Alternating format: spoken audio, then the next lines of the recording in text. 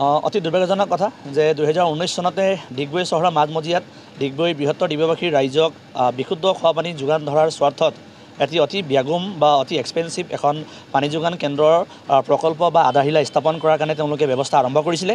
কিন্তু অত্যন্ত দুৰ্ভাগ্যজনক কথা যে আজি 2025 চন হৈ গ'ল, আজি পৰ্যন্ত ডিগবৈবাসীৰ ৰাইজে বিশুদ্ধ খোৱা পানী পোৱা দূৰৰ কথা, এই যি ব্যাগুম আঁচনিৰ পৰা বহুত বৃহৎ পৰিমাণৰ টকা খৰচ কৰি লোৱা যি আঁচনি আজি পৰ্যন্ত 50% সম্পূৰ্ণ নহ'ল বুলি ক'লেও কোনো ভুল নহ'ব। গতিকে আমি স্পষ্টভাৱে দাবী জনাব বিচাৰিছোঁ সদৌ অসম গৃহ ছাত্ৰ সন্থাৰ তৰফৰ পৰা যে অতি সোনকালে বিভাগীয় কৰ্তৃপক্ষ বা স্থানীয় যিসকল জনপ্ৰতিনিধি আছে MLA পৰা আৰম্ভ কৰি MP সকল তেওঁলোকে অতি সোনকালে ডিগবৈ চহৰৰ মাজমজিয়াত থকা এই বিশুদ্ধ খোৱা পানী কেন্দ্ৰক অতি সোনকালে কাৰ্যকৰী কৰক, কাৰ্যক্ষম কৰক, সফল কৰক আৰু ডিগবৈবাসী ৰাইজক বিশুদ্ধ খোৱা পানীৰ বাবে তেওঁলোকে যোগান ধৰক। আমি গম পোৱা অনুসৰি বিগত মাত্ৰ কেইটামান মাহৰ আগত বৰ্তমান অসমৰ ডিব্ৰুগড় লোকসভা সমষ্টিৰ পৰা নিৰ্বাচিত হোৱা সন্মানীয় সাংসদ শ্ৰৱণদাস সোণোৱাল ডাঙৰীয়াই ডিগবৈ টাউন কমিটিৰ এখন শপত গ্ৰহণ অনুষ্ঠানলৈ আহি পিনে তেখেতে ৰাজহুৱাভাৱে কৈ গৈছিলে সংবাদকৰ্মীসকলৰ প্ৰশ্নৰ উত্তৰত যে অতি সোনকালে এই পানী যোগান কেন্দ্ৰৰ পুনৰ কাম আৰম্ভ হ'ব আৰু অতি সোনকালে ডিগবৈবাসী ৰাইজে পানী যোগান লাভ কৰিব। কিন্তু দুৰ্ভাগ্যজনকভাৱে তেখেতে কোৱাও আজি 6 মাহ 7 মাহ উকলি গ'লে। গতিকে আমি ক'ৰবাত নহয় ক'ৰবাত ভাবিলোঁ বাধ্য হৈছোঁ যে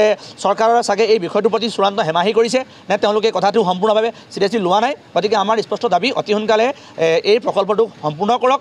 বিভিন্ন সময়ত আজি ডিগবৈত বিভিন্ন সময়ত বিভিন্ন ৰাজনৈতিক দলৰ বিভিন্ন প্ৰতিনিধি আমি নিৰ্বাচিত কৰিলোঁ, কিন্তু আজি পৰ্যন্ত কিন্তু ৰাইজে বিশুদ্ধ খোৱা পানীৰ পৰা কিন্তু উপকৃত নহ'ল। গতিকে আমাৰ স্পষ্ট দাবী অতি সোনকালে ইয়াক সম্পূৰ্ণ কৰক আৰু ডিগবৈবাসী ৰাইজক যি বিশুদ্ধ খোৱা পানী যি এটা খোৱাৰ যি প্ৰাথমিক অধিকাৰ, ন্যূনতম প্ৰাথমিক অধিকাৰ তাক কিন্তু সম্পূৰ্ণ কৰক।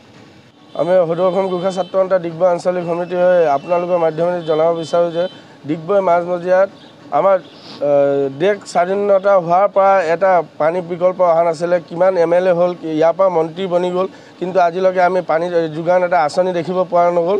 তাৰ এই আহিছিলে 2019 চনত আধাৰশিলা আধৰুৱা কাম কৰি মেলি এতিয়ালৈকে কোনো একো এটা আমাৰ ৰাইজৰ বাবে কোনো বিশুদ্ধ খোৱা পানীৰ যোগান এতিয়ালৈকে আনকমপ্লিট হৈ ৰ'ল।